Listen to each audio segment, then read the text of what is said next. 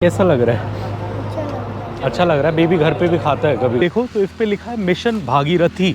ये तेलंगाना गवर्नमेंट का एक नज़ारा। आप देखो कितना सही लग रहा है ये नज़ारा, बहुत सही है। बोला मिलेगा तो हम रख लेंगे। अब मैंने बोला देख लो, फिर उन्होंने देखा तो नहीं। बेबी कैसा लगा? रोटी एंड चिकन वो भी ख़त्म हो गया, और फिर ये वाइट राइस एक्स्ट्रा मंगाया था हमने, तो अभी इससे काम चला रहे हैं। तो फटाफट ख़त्म करते हैं और निकलते हैं। ये इधर जब तक हम खाना खा रहे थे, कहाँ है तिल? ये बेबी और मैं खुश हो गए हम दोनों, हमें खाने को मिल गया, बेबी को वो मिल गया। इधर मंदिर बन रहा है, और इस मंदिर की एक बड़ी ख़ास बात मुझे ये लगी, ये हमें ये मटका दिखा ऐसा, और ये देख के हमें इंटरेस्टिंग लगा रोड के साइड में कि कुछ होगा, तो हमने रोका, हमने पूरी रखा है। तो इससे निकालते हैं तो ये ठंडा होता है, चिल्ड। यहाँ पे अलग अलग ऑप्शन है, आप लेमन डलवा सकते हो, जिंजर, पुदीना, मिर्ची, जो आप ये आप देखो। इधर हम देख रहे हैं काफ़ी देर से बहुत सारे ट्रक खड़े हैं। तो इसका मैं आपको कारण बताता हूँ क्या है। सूरज डूबने के लिए रेडी है और ये पहाड़ है, अभी डूबेगा तो मुझे लगता है ऐसे ही लगेगा जो बच्चा, बट बहुत क्यूट है। आप इधर देख सकते हो ये बेड है, और बेस्ट चीज़ है कि ये हमें काफ़ी देर वेट करना पड़ा, बट हमारा रागी मुड्डे आ गया।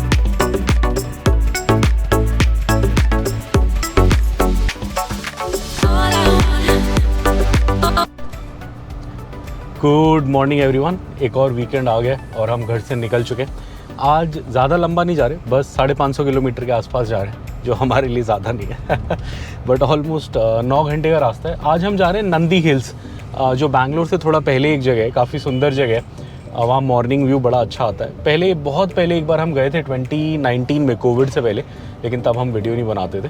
तो हम घर से निकल चुके हैं, थोड़ा लेट हो गए हैं, 8:30 हो गया, 8:30 हो गया निकलते निकलते। अब अपने को यहाँ पे ब्रेकफास्ट मिलता है एक जगह, मिलेट वगैरह का, मतलब रागी इडली, जवार इडली, रागी पोंगल, ये सब मिलता है। तो वहाँ जाके पहले नाश्ता करेंगे, ब्रेकफास्ट करेंगे, और फिर वहीं से निकल जाएंगे आगे। तो चलिए, सामने आप देख सकते हो हम घर से निकल चुके हैं, नालागंडला से निकल रहे हैं। यहीं पे 1 किलोमीटर पे है अपना नाश्ता वाला, सो वहाँ से नाश्ता करके चलते हैं। और baby today something different, millet Pongal कैसा लग रहा है? अच्छा लग रहा है। बेबी घर पे भी खाता है कभी कभी, बेबी खाता है, ये मेरा भी फेवरेट है, मैं भी ये खाता हूँ। वाइफ पहली बार खा रही है। तुम्हें कैसा लगा? सही है, गरम गरम है एकदम। हाँ, यहाँ खाने का ये फ़ायदा, मैंने कभी यहाँ नहीं खाया, मैं हमेशा पार्सल कराता हूँ या ऑफिस में या घर पे खाता हूँ, बट यहाँ अच्छा है। ये हमारे घर से हार्डली 10 मिनट्स है, 1 किलोमीटर के अंदर है। तो अब यहाँ हमने ब्रेकफास्ट कर लिया, अब फिर लंबा जाएंगे। और कुछ खाओगे या हो जाएगा? हो जाएगा। ये जो हम खा रहे हैं ये पोंगल है पोंगल मतलब खिचड़ी जैसा होता है, कड़ी पत्ता और काली मिर्च होती है काफ़ी सारी, वही फ़र्क होता है। अदरवाइज़ दाल और चावल का मिक्स होता है, बट ये मिलेट का है, ये जवार या किसी चीज़ का है। ये मिलेट पोंगल है। नॉर्मल पोंगल भी ठीक होता है, उसमें थोड़ी कैलोरीज ज़्यादा होती हैं, वो भी अच्छा हेल्दी होता है, दाल में प्रोटीन होता है, बट ये ज़्यादा बेटर है बिकॉज़ इसमें मिलेट है, तो वो एकदम से मतलब कैलोरी नहीं देता, धीरे धीरे देता है।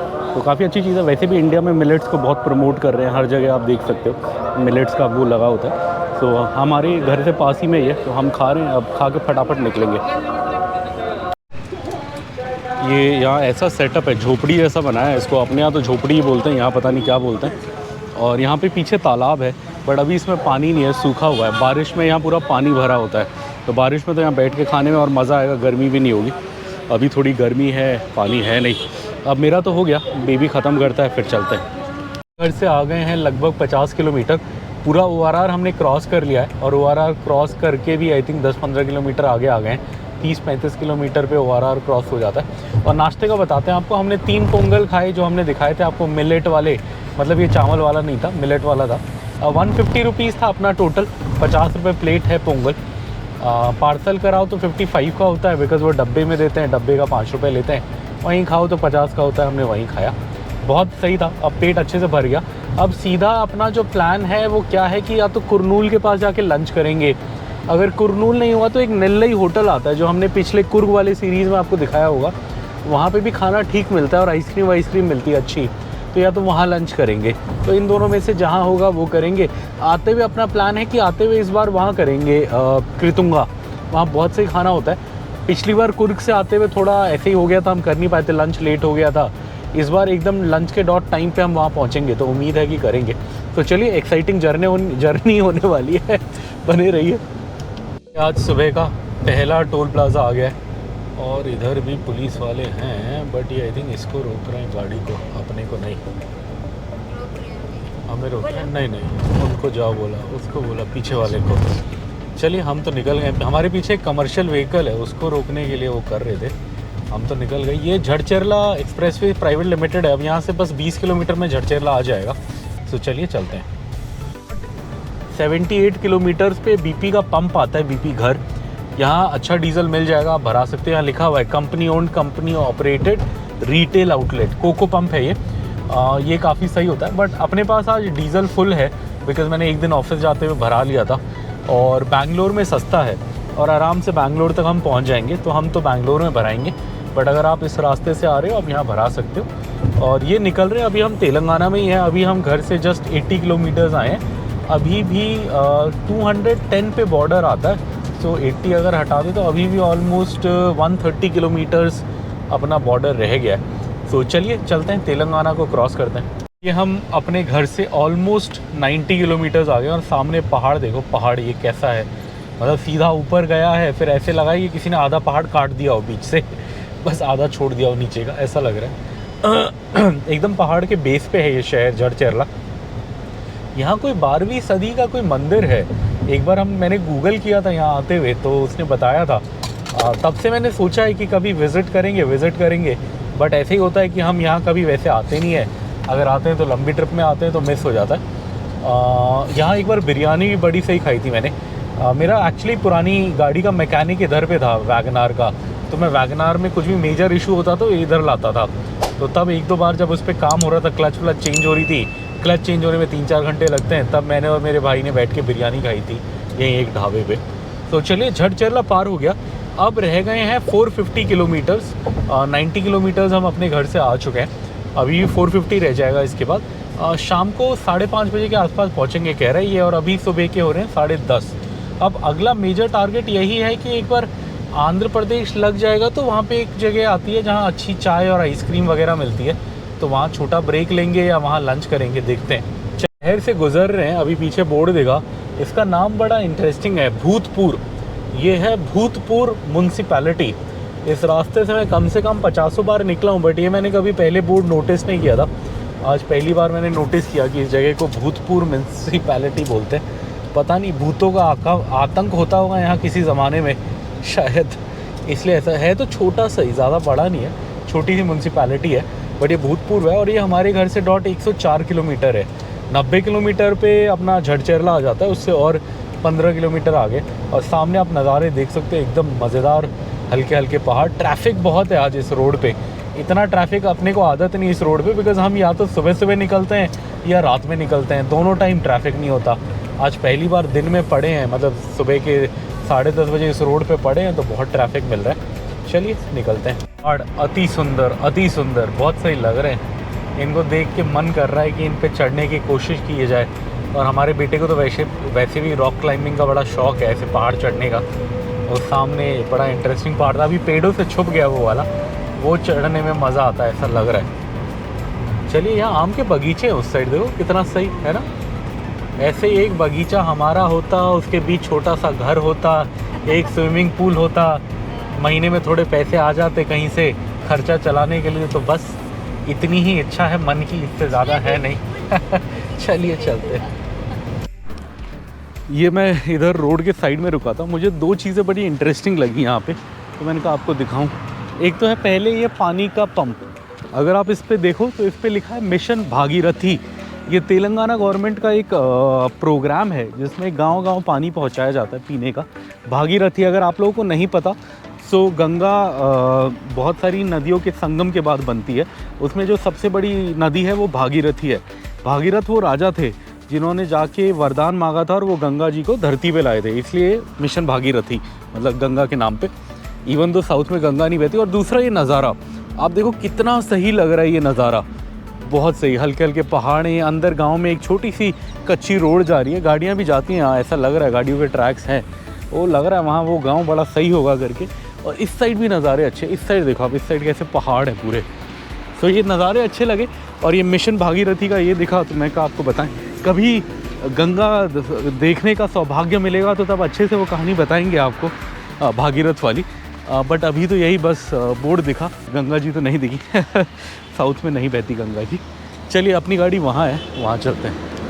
इंटरेस्टिंग लगा, यहाँ पे आप सामने देखो कुछ भी नहीं है, बस एक ये मंदिर है या पता नहीं क्या है और पीछे पहाड़ियाँ हैं। बड़ा सुंदर लग रहा है कि मतलब एक मंदिर और उसके पीछे पहाड़ियाँ और कुछ घर भी नहीं, कुछ भी नहीं, बड़ा खाली खाली एरिया है ये।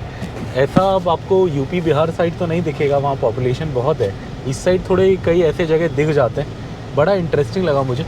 और इस साल जैसे पानी की बहुत कमी है, अदरवाइज़ यहाँ एक बड़ा सा तालाब होता है जिसका पानी एकदम कई बार तो रोड तक होता है, रोड पे गिर भी रहा होता है कई बार, बट इस बार तो आज मुश्किल से दिख रहा है।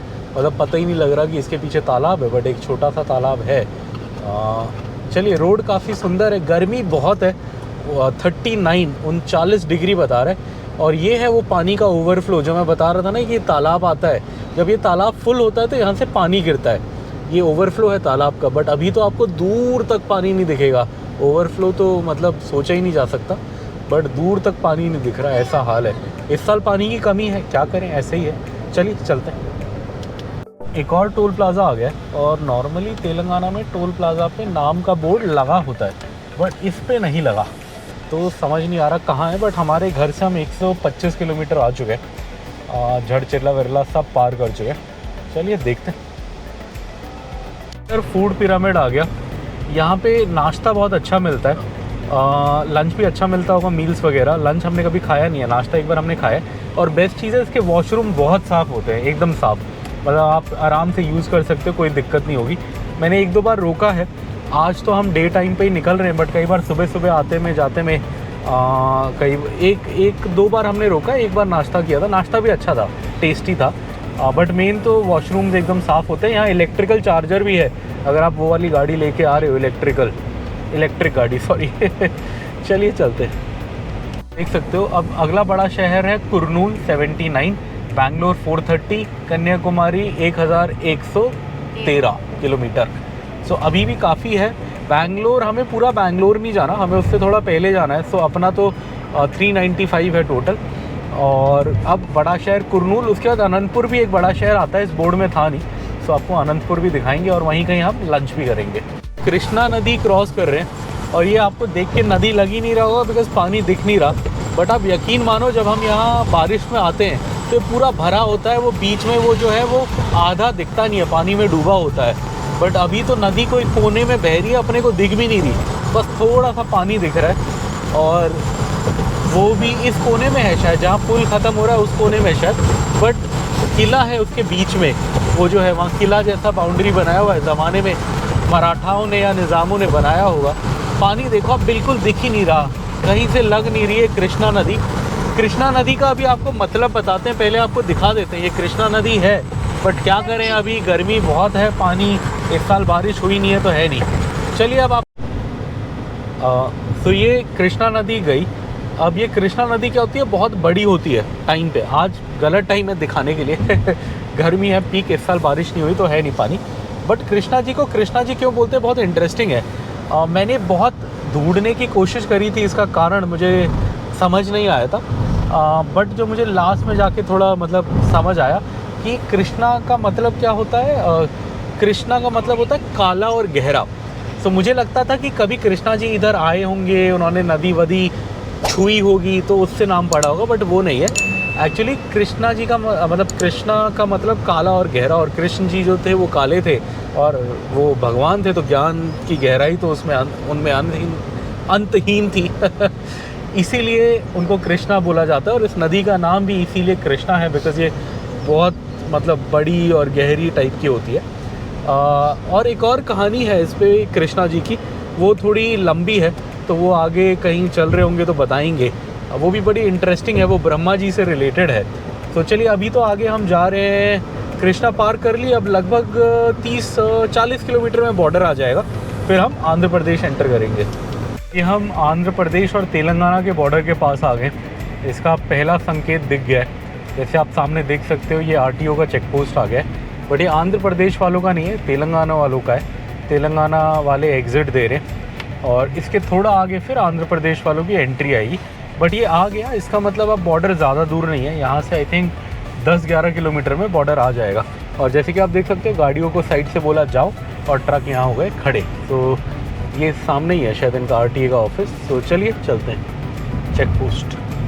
आज का पहला बॉर्डर ऑलमोस्ट आ गया है। ये टोल प्लाज़ा पार करते ही हम आंध्र प्रदेश में लग जाएंगे। ये तेलंगाना के अंदर आखिरी टोल प्लाज़ा है और इसी टोल प्लाज़ा के साथ एक ढाबा है इधर जहाँ बहुत चटपटा सांभर और डोसा मिलता है। बट अभी बेबी थोड़ा हंगरी है, बेबी को भूख लग रही है। बट आई थिंक यहाँ कुछ ज़्यादा ही चटपटा होगा, वो खाएगा नहीं। खाओगे क्या सांभर डोसा? हाँ, चिल्ली तो पता नहीं डालते हैं या नहीं, बट चटपटा बहुत होता है सांभर स्पेशली। चलिए आगे देखते हैं, आगे कहीं रोड पे खिला देंगे। मैं इसकी बात कर रहा हूँ, ताज पैलेस की। मैंने एक बार खाया है रात में, बहुत मज़ेदार सांभर था, मतलब मुंह में पानी आ जाता है वो याद करके, चटपटा सांभर। बट बेबी अच्छे से खाएगा नहीं।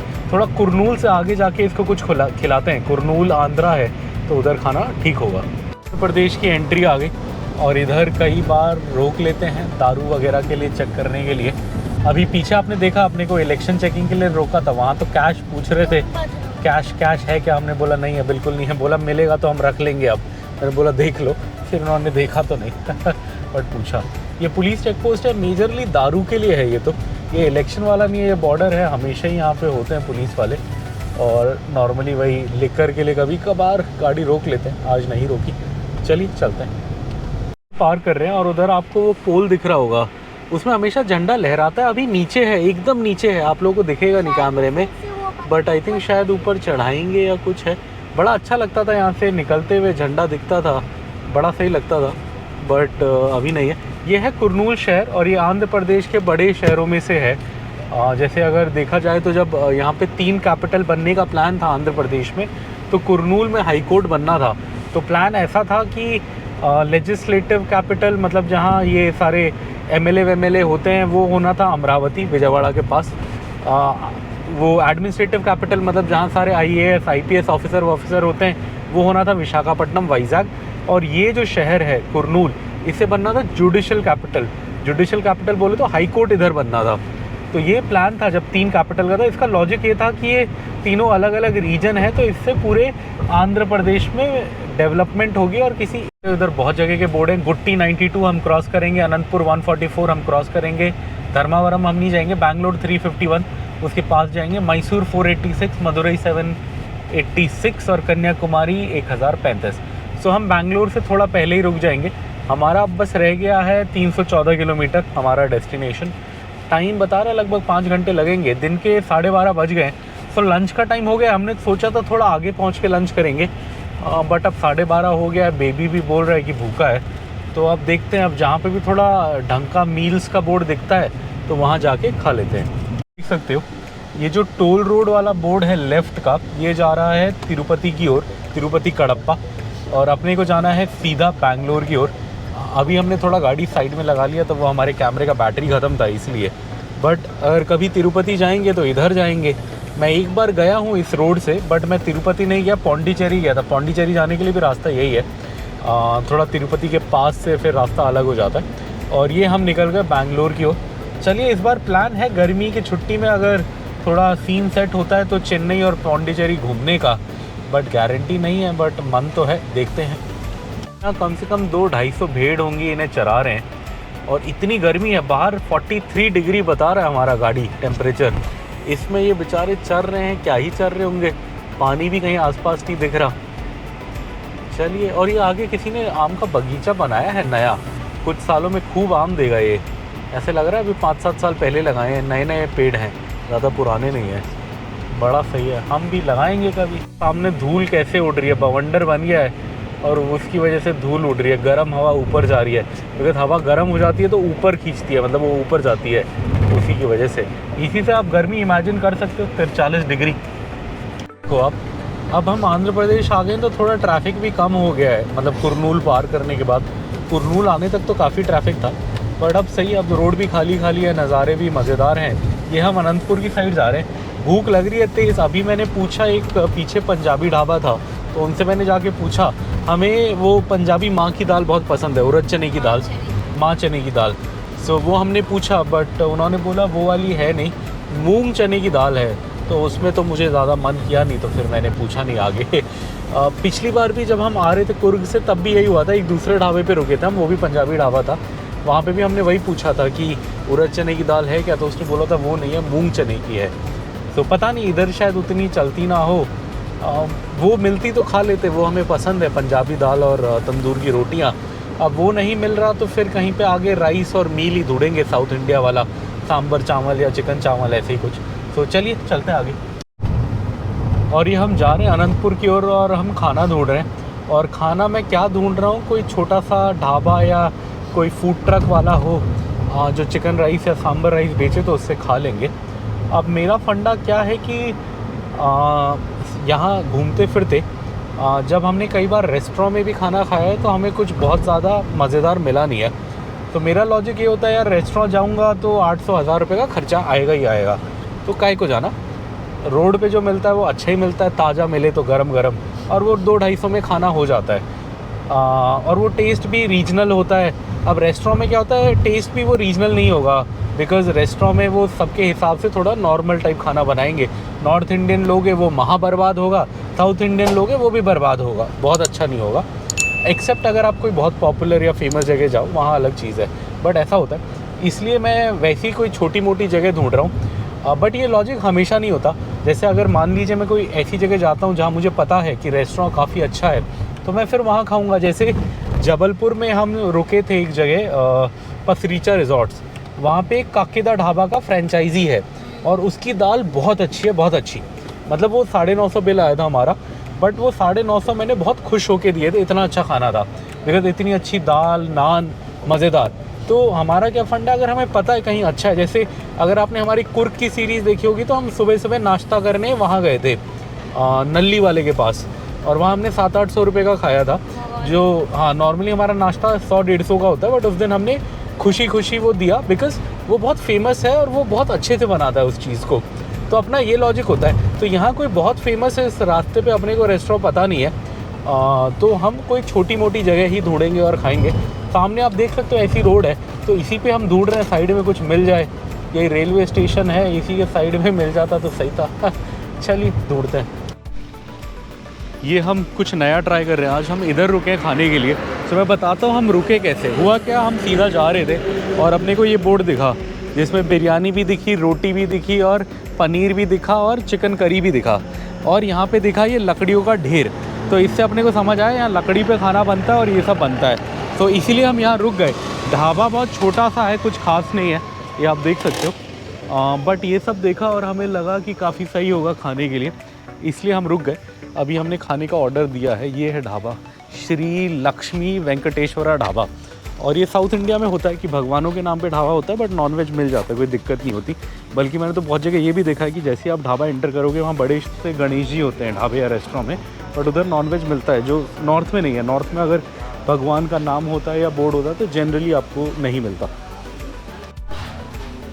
ये हमारा लंच आ गया है। ये है बिरयानी, होपफुली इसके अंदर कहीं चिकन होगा। वो है चिकन करी, ये थोड़ा सा सलाद, ये 2 रोटी मंगाया था हमने, रोटी ट्राई करेंगे बोल के।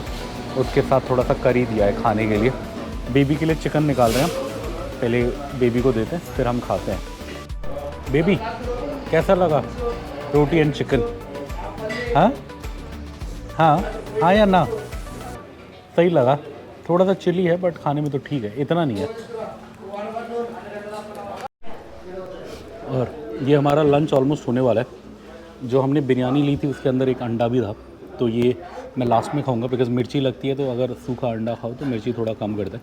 और हमने एक कर्ड भी ले लिया अलग से, ये आप देख सकते हो। हमने एक पैकेट दही लेके उसके 3-4 पीस कर लिए, थोड़ा सा छाछ भी बना लिया, बेबी ने पिया। मिर्ची लग रही है, मिर्ची है बट उतनी नहीं है जितनी मैं सोच रहा था।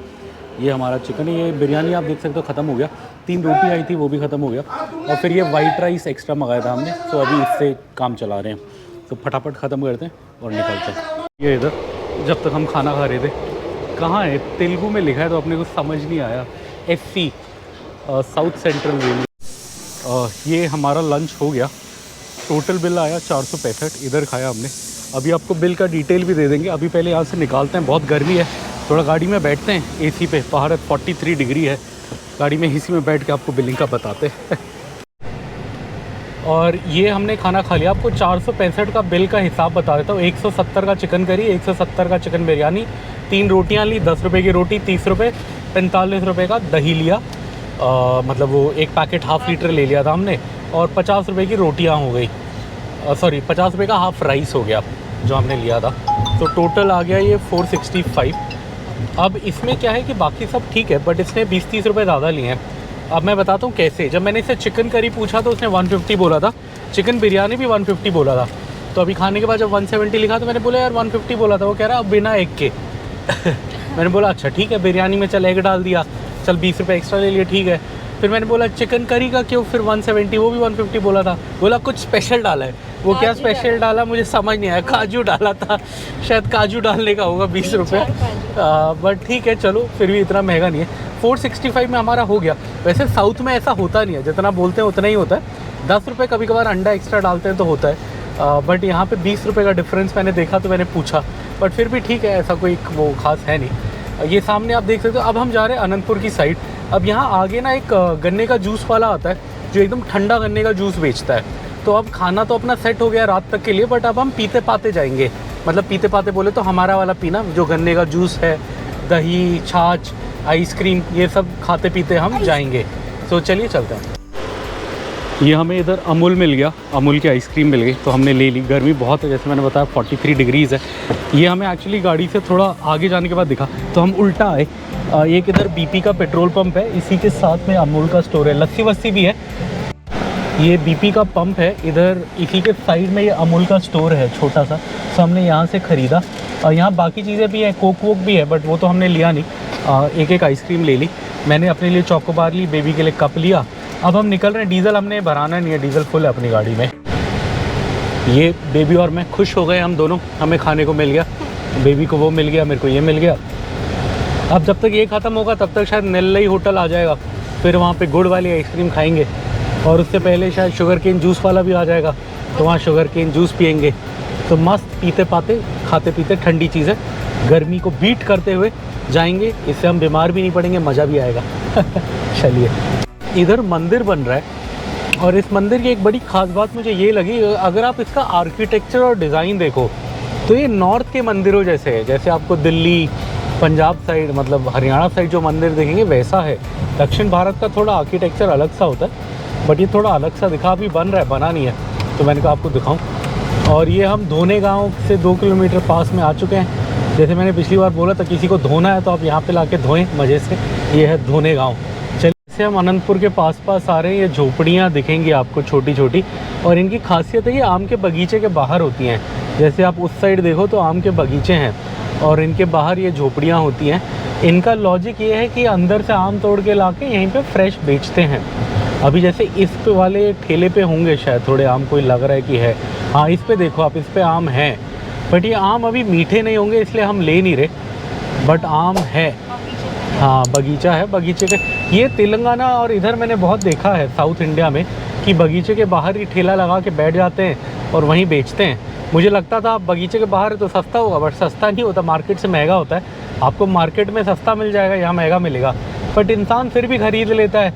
उसे लगता है यार फ्रेश है, अंदर से आया है, सामने का है सोच के, तो उसी का यहाँ फ़ायदा उठाया जाता है। बट चलिए कोई नहीं। ये हम जा रहे हैं अनंतपुर की ओर। अब ये अनंतपुर लगभग 100 किलोमीटर के आसपास होगा, तो चलिए चलते हैं। बहुत सुंदर नज़ारे हैं, ऐसे खाली खाली एरिया कहाँ मिलता है। दूसरी साइड तो तालाब है और अच्छा लग रहा है, बट आपको तालाब नहीं दिखेगा बिकॉज हाँ ये हमारे लेफ़्ट में पड़ रहा है, तालाब राइट में है। तालाब का पानी बह के इधर जाता होगा खेती वेती के लिए सीज़न में, अभी तो नहीं है। बट आप देखो कितना खाली एरिया है, कोई कोई मंदिर दिख रहा है, बीच में एक रोड दिख रही है, पहाड़ दिख रहे हैं, कोई बड़ा ख़ास गाँव नहीं दिख रहा। बड़ा इंटरेस्टिंग, बड़ा इंटरेस्टिंग, बड़ा अच्छा लगता है। बस यही है कि अगर रात को निकलोगे आप यहाँ से तो ट्रैफिक कम होता है तो डर लगता है बिकॉज़ ऐसा है एकदम कोई कुछ इंसान ना इंसान की जात वाला हिसाब है दूर तक, इसलिए है। का नज़ारा देखो आप, कितना सही लग रहा है। 2 छोटे छोटे पहाड़ों के बीच से रास्ता काटा हुआ है, 2 हल्के हल्के पहाड़ हैं, उसके बीच से रास्ता काटा है। रास्ता खाली खाली है, ज़्यादा ट्रैफिक नहीं है, बट हमने इससे भी ज़्यादा खाली देखा है। हमने तो बहुत खाली देखा है, उसके हिसाब से तो आज फिर भी ट्रैफिक दिख रहा है। बिकॉज़ हम नॉर्मली रात में या सुबह सुबह निकलते हैं यहाँ से एकदम अंधेरे में, तो तब तो बिल्कुल ही ट्रैफिक नहीं होता। पर ठीक है, सामने गुड़गांव की गाड़ी जा रही है। मैं वही सोच रहा था, अगर ये डायरेक्ट गुड़गांव से बैंगलोर जा रहे हैं तो ये सुबह कहाँ से चले होंगे रास्ते में। बिकॉज़ हैदराबाद से, या तो हैदराबाद भी हो सकता है, हैदराबाद से अगर हमारे आसपास के टाइम पे 8-9 बजे निकले तो यहाँ आ गए, अदरवाइज़ जनरली लोग क्या करते हैं, जो हरियाणा या गुड़गांव दिल्ली से बैंगलोर जाना होता है वो पहले सागर आते हैं, सागर के बाद वो नॉर्मली नागपुर के आसपास रुकते हैं, सागर के बाद या नागपुर रुकते हैं या हैदराबाद रुकते हैं और फिर बैंगलोर जाते हैं। ऐसे आइटनरी बनाई जाती है। बट चलिए, सुंदर रास्ते एंजॉय करते हुए हम चलते हैं आगे। यहाँ हमेशा बेचते हैं, फ्रूट वाले होते हैं। अभी वो बेच रहे थे गुआवा और कटहर, जैक फ्रूट का मतलब मीठा वाला दाना। चलिए, पमीड़ी पार कर लिया हमने, अब अनंतपुर आने वाला है। आई थिंक अनंतपुर 30-40 किलोमीटर में आई थिंक अब आ जाएगा। कहीं पे वो गन्ने का जूस पीना था ठंडा वाला, अभी मिलता है तो पीते हैं। ये हमें ये मटका दिखा ऐसा, और ये देख के हमें इंटरेस्टिंग लगा रोड के साइड में कि कुछ होगा, तो हमने रोका। हमने पूछा क्या है, तो भैया ने बोला छाछ है, बटर मिल्क, ऐसा 10 रुपये का है।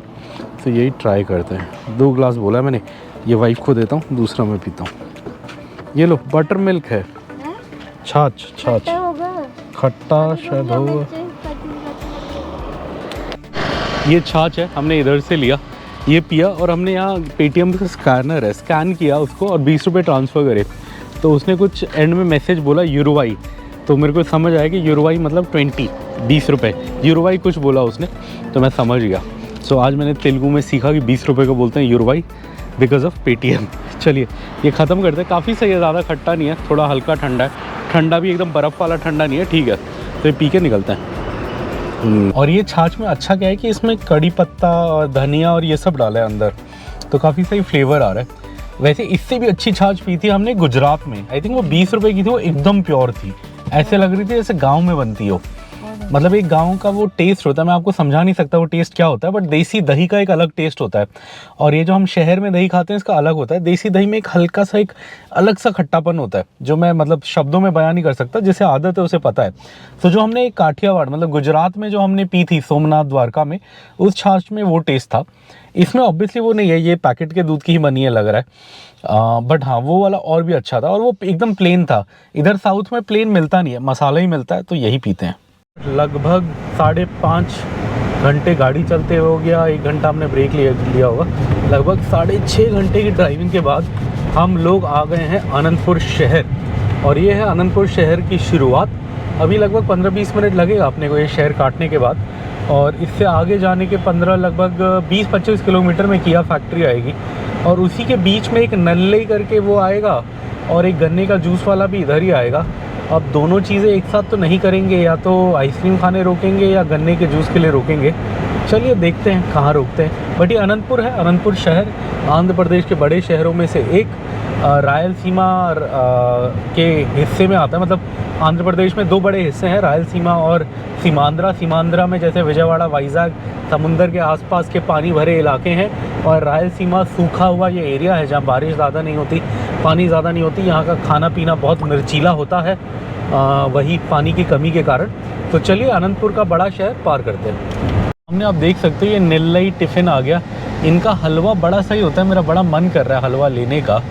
अब क्या करूँ, पार्सल कराऊँ? चलो आते हुए ले लेंगे। और इनकी आइसक्रीम भी अच्छी होती है, बट अभी हमारा बेबी सो रहा है। बेल्लम आइसक्रीम, बेल्लम बोले तो गुड़, सो गुड़ वाली आइसक्रीम होती है। चलिए अभी तो हम निकल गए, आगे एक गन्ने का जूस वाला आएगा।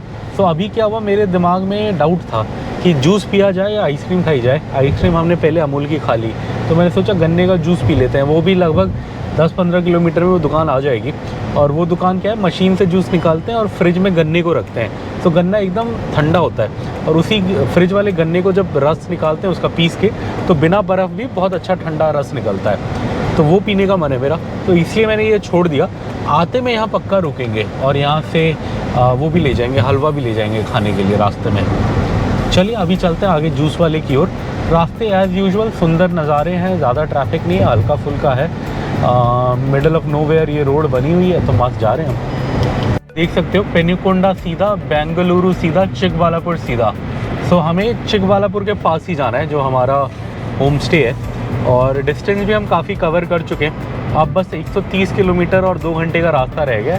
दिन के 3:30 बज गए, तो उम्मीद है कि 5:30-6 बजे तक हम पहुंच जाएंगे। ये आप देख सकते हो, ये एक तालाब है, और जब हम ज़्यादातर बारिश या उसके बाद आए तो ये तालाब एकदम रोड के पास होता है। और अभी आप देखो, ये कम से कम 1.5 किलोमीटर पीछे है तालाब, पक्का पानी। अदरवाइज़ यहीं कोने तक ये पानी आता है। इससे आप सोच सकते हो कि इस साल कितनी पानी की किल्लत है। और अगर आप सामने देखो तो सामने एकदम पहाड़ है मज़ेदार, बड़ा सुंदर एरिया होता है। अगर ये बारिशों में आओ तो यहाँ नदी बह रही होती है, साइड में तालाब होता है, सामने पहाड़ होते हैं, पहाड़ भी हरे भरे होते हैं बिकॉज़ बारिशों में मतलब हर जगह पानी होता है तो हरा भरा दिखता है। बट अभी तो ऐसे ही है। टेम्परेचर है बाहर 43 डिग्री, बहुत बहुत बहुत भयंकर गर्मी है। गाड़ी में हम 22 पे चल रहे हैं। तो चलिए चलते हैं पहाड़ों को चीरते हुए आगे। बड़े शुगर केन जूस के बोर्ड लगे। ये वही जगह है जो मैंने बताया जहाँ पे ठंडा शुगर केन जूस मिलता है। 30 रुपीज़ ग्लास था लास्ट टाइम, अभी भी शायद वही होगा। हाँ 30 दिख गया मेरे को यहीं से। और वो सामने देखो आप, फ्रिज है उसमें रखा होता है। अभी चलिए मैं दिखाता हूँ आगे, मैं ऑर्डर करूँगा अभी। ये इधर ऐसे फ्रिज बनाया हुआ है, फ्रिज में ये शुगर केन रखा है तो इससे निकालते हैं तो ये ठंडा होता है, चिल्ड होता है एकदम, तो अच्छा लगता है। यहाँ पे अलग अलग ऑप्शन है, आप लेमन डलवा सकते हो, जिंजर, पुदीना, मिर्ची, जो आपको डलवाना है। हमने बस लेमन बोला है 30 रुपीज़ वाले ग्लास में। हमने 2 ग्लास बोला है, एक वाइफ़ के लिए एक मेरे लिए। सो अभी बनेगा। ये मशीन है इनकी सामने, फटाफट इसमें बन जाता है। ये मेरा आ गया शुगर केन जूस। हल्का सा ठंडा है, ज़्यादा ठंडा नहीं है। और पीछे गाड़ी खड़ी है तो उसमें वाइफ बैठी है, गाड़ी ऑन है बिकॉज बेबी सो रहा है, वाइफ बैठी है तो उसमें एसी ऑन है। मुझे तो ऐसे गाड़ी में बैठ के खाने पीने में मज़ा नहीं आता, मुझे बाहर ओपन में ज़्यादा मज़ा आता है, इसलिए मैं यहाँ बैठा हूँ ये शॉप के साइड में। और यहाँ सामने ये है व्यू, पहाड़ दिख रहा है आगे और उस पहाड़ के ऊपर एक टेम्पल दिख रहा है, ऐसे पहाड़ की एकदम टॉप पे टेम्पल है, इंटरेस्टिंग लग रहा है। ये जूस का बोर्ड है और यहाँ देखो अब बड़ा इंटरेस्टिंग लिखा है। यहाँ लिखा है no ice, no water, no sugar, no preservative, just fresh, natural, healthy, hygienic. सही बात है, बहुत सही। यही बोर्ड है, इसी के सामने रुकते हैं हम। ये लगभग अनंतपुर से 30-40 किलोमीटर आगे है। मतलब हमारे घर से ये एग्जैक्टली ऑलमोस्ट 400 किलोमीटर पे आता है ये लोकेशन। बट काफ़ी सही है पीने के लिए, मैं हमेशा पीता हूँ जब भी मुझे मौका मिलता है। पिछली बार हमने आइसक्रीम खा लिया था कुर्ग जाते हुए तो यहाँ नहीं रोका था, आज हमने आइसक्रीम नहीं खाया वहाँ पे तो हमने यहाँ रोका। आप देख सकते हो अनंतपुर के पहाड़ों से निकल रहे हैं हम, तो सामने पहाड़ है। अब किया फैक्ट्री आने वाली है, आई थिंक ऐसे ही 3-4 पहाड़ पार करेंगे तो किया फैक्ट्री आ जाएगी। इंडिया की एकलौती किया फैक्ट्री, हर वीडियो में दिखाते हैं हम, फिर भी दिखा देंगे। चलिए चलते आगे।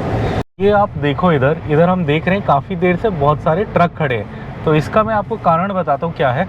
उधर क्या है कि शेड है, मतलब छाएं है रोड के किनारे में। और ट्रक वालों का क्या फंडा होता है, ये रात को ज़्यादा चलाते हैं, मतलब रात को थोड़ी देर सोते हैं, बट जैसे 12 से 4 के बीच मोस्टली सोते हैं। पूरी लंबी नींद ट्रक वाले रात को नहीं लेते, बिकॉज उसका कारण क्या है, ये दिन को सोते हैं। बिकॉज दिन को होती है भयंकर गर्मी इंडिया में, मतलब आप इंडिया के किसी भी हिस्से में चले जाओ, साउथ या नॉर्थ, गर्मी में भयंकर गर्मी होगी और ट्रकों में एसी वेसी तो होता नहीं है, सो इसलिए बड़ी दिक्कत होती है। तो ये लोग क्या करते हैं, रात में ज़्यादा खींचते हैं, जैसे 4 घंटे दिन में सो जाते हैं और फिर ये 3-4 घंटे रात को सोते हैं। तो ऐसे करके ये अपनी जो नॉर्मल 6 से 8 घंटे की नींद है वो पूरी करते हैं। इसलिए वहाँ पे कम से कम 20-25 ट्रक थे।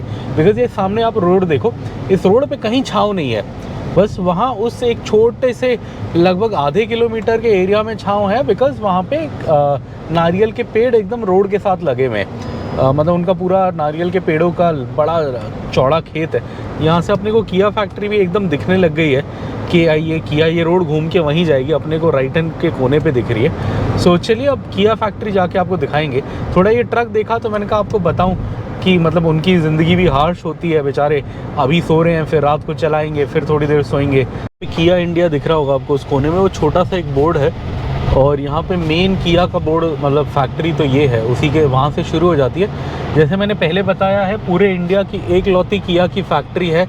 अभी किया की 3 गाड़ियाँ इंडिया में बिकती हैं, कैरेंस, सोनेट और सेल्टॉस, तीनों यहीं बनती है। पहले कार्निवल भी बनती थी, कार्निवल बंद हो गई है, शायद उसका अपग्रेडेड वर्जन मतलब आए बाद में, बट अभी नहीं है। और ये आप देखो इतनी बड़ी फैक्ट्री है और ये एक सिंगल फैक्ट्री आपको हम दिखाते हैं, बट इसके साथ यहाँ कम से कम 100 अदर इनके सप्लायर्स की फैक्ट्री भी होगी। वहाँ पे भी कोई वीडियो बना रहा है किया का हमारी तरह। बट आप देखो एक इतनी बड़ी फैक्ट्री है, ऐसी 100 फैक्ट्री और हैं जो हम आपको दिखा नहीं पाते। इनके छोटे छोटे सप्लायर्स की, मोबिस इनका सबसे बड़ा सप्लायर है।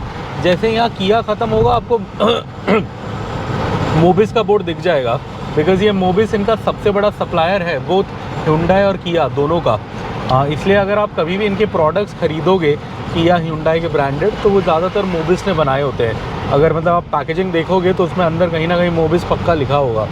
सो यहाँ पे इतने लोगों को काम मिल रहा है, ये है मतलब काफ़ी सही चीज़ है, ऐसी और लानी चाहिए।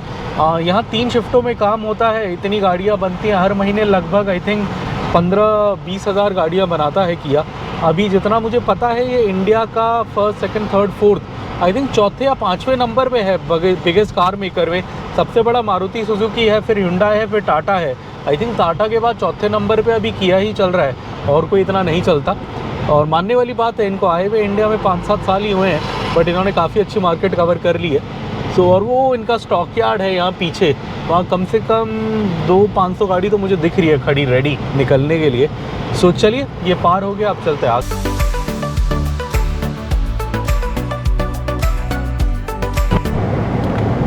और ये हम एकदम बॉर्डर के पास हैं, मतलब हमारे मैप में दिखा रहा है कि बॉर्डर एकदम यहीं है। और अब शायद वेलकम टू कर्नाटका वाला बोर्ड भी आ ही जाएगा।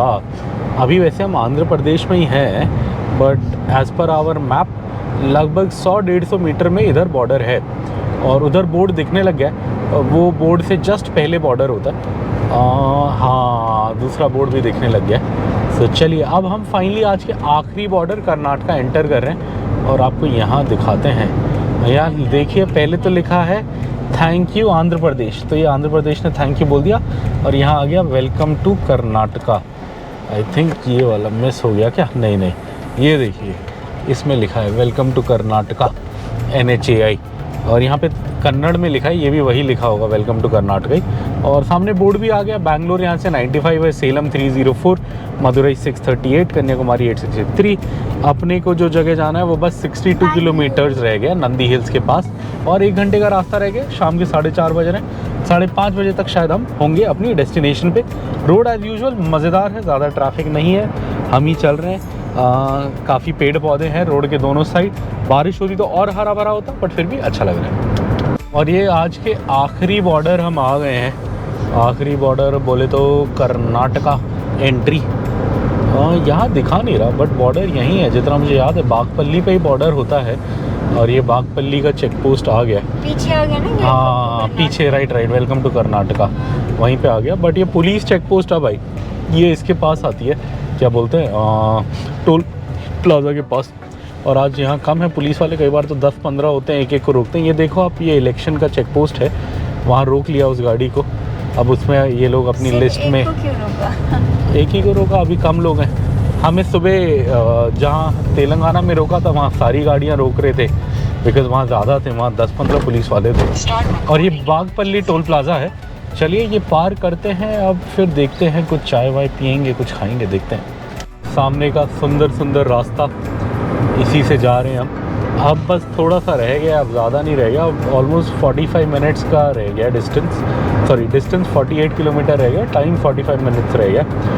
अब कुछ पीने का मन कर रहा है, कुछ ठंडा, अगर ठंडा ना हो तो चाय, बट देखते हैं, रास्ते में कुछ चाय वाय मिलेगी तो पी लेंगे, अदरवाइज़ एक बार होम स्टे जाके थोड़ा रिलैक्स करके फिर डिनर करने के लिए निकलेंगे। तो चलिए, चलते हैं होम स्टे की ओर। जैसे कि मैंने आपको पहले भी कहा, इस साल पानी कम है तो उतना अच्छा नहीं दिख रहा, बट अदरवाइज़ ये जो तालाब है ये पूरा रोड के पास तक आया होता है, और रोड के पास तक एकदम पानी फुल दिखता है। और यहाँ ये इस तालाब के बीच में ऐसा घर सा कुछ बनाया हुआ है, ये क्या है मुझे भी नहीं पता, कुछ गेट सा बनाया हुआ है, बट ये आधा इसी में डूबा हुआ है तालाब में। तो इसका मेरे को कभी लॉजिक समझ में नहीं आया, या तो ये तालाब बाद में बना। ये देखिए, ये भी बीच में एक बिल्डिंग है, बट ये भी आधी पानी में डूबी रहती है, तो ये क्यों है मुझे नहीं पता। या तो ये तालाब बाद में बना, पहले यहाँ किसी का खेत होगा, ये बिल्डिंगें होगी। बट ये तालाब है, बहुत सुंदर है, बहुत बड़ा होता है बारिश में। अभी पानी नहीं है, इसलिए ये ढंग से नहीं दिख रहा। चलिए, चलते हैं। हाँ, देख सकते हो नंदी हिल्स का बोर्ड है, और नंदी हिल राइट में है, तो अपने को इसी राइट में ही जाना है। हमारा जो होम स्टे है वही नंदी हिल रोड के पास है एकदम। सो जैसे कि ये ट्रक थोड़ा लेफ़्ट में मुड़ा, बट ये तो सीधे ही चला गया, बट हम अच्छे से लेफ़्ट में मुड़ जाएंगे। सो हमने अब ये हाईवे छोड़ दिया, हमने अब नेशनल हाईवे 44 को बोल दिया बाय बाय, और हम इधर आ गए हैं नॉर्मल ये साइड की सर्विस लेन पे, और इसके अंदर से फिर हम एक राइट मार लेंगे नंदी हिल जाने के लिए, नंदी हिल रोड टाइप, और फिर हमारा होम स्टे लगभग 10 किलोमीटर दूर है यहाँ से और 13-14 मिनट का रास्ता है। सो अब जितना हमारा हाईवे, ये देखिए आप यहाँ लिखा भी हुआ है, इस जगह का नाम भी है नंदी क्रॉस, देख रहे हो आप सामने बस स्टैंड के उसमें लिखा हुआ है नंदी क्रॉस।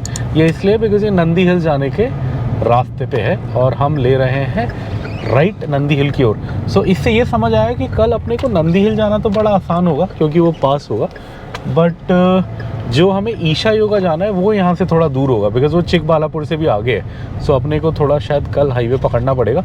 अभी तो अब ये नंदी हिल की रोड आ गई, यही आगे जाके पहाड़ आ जाते हैं, फिर नंदी हिल आ जाता है, बट हम नंदी हिल से पहले ही रुक जाएंगे। हमें यहाँ से 10 किलोमीटर में रुक जाना है जो हमारा होम स्टे है। तो चलिए चलते हैं।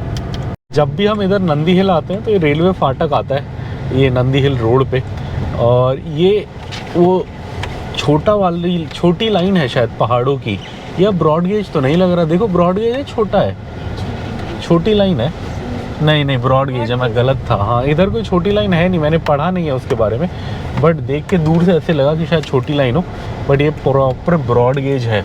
आई थिंक एक रास्ता है हैदराबाद से जो पीछे इधर से निकलता है, इधर में आता है, शायद वही होगा। चलिए अब हमारा रह गया 7 किलोमीटर का रास्ता। नज़ारे अब बहुत सुंदर हो गए हैं, बट अब शाम भी हो गई है, क्या ही दिखाएंगे आपको। कल हम हाँ टेम्परेचर भी कम हो गया है। हम आंध्र प्रदेश में थे तो 43 डिग्री था, यहाँ पे 36 हो गया है, तो 60 डिग्री कम हो गया है। यहाँ पे नॉर्मली ठंड होती है नंदी हिल के ऊपर अगर आप रहोगे। जब हम आए थे 2019 में तो हम ऊपर रहे थे पहाड़ के, वहाँ एक KSTDC सरकारी होटल है, तब ऑफ़र पे वो लगभग 2500-3000 का मिल रहा था, तो हमने कर लिया था। और इतना सही है कि वहाँ पे ठंड लगती है सुबह उठो तो। कल हमारी कोशिश रहेगी सुबह उठ के जाने की, बट ये गर्मी है, उतनी ठंड तो नहीं होगी, बट फिर भी कोशिश रहेगी। सो चलिए चलते हैं। ये देखो आप, सूरज डूबने के लिए रेडी है और ये पहाड़ है। अभी डूबेगा तो मुझे लगता है ऐसे ही लगेगा जो बचपन में हम ड्राइंग में बनाते थे ना, 2 पहाड़ों के बीच से सूरज ऊपर जा रहा है या डूब रहा है। विक्रांत आजकल बनाता है, मैं बचपन में बनाता था, वैसे ही लगेगा।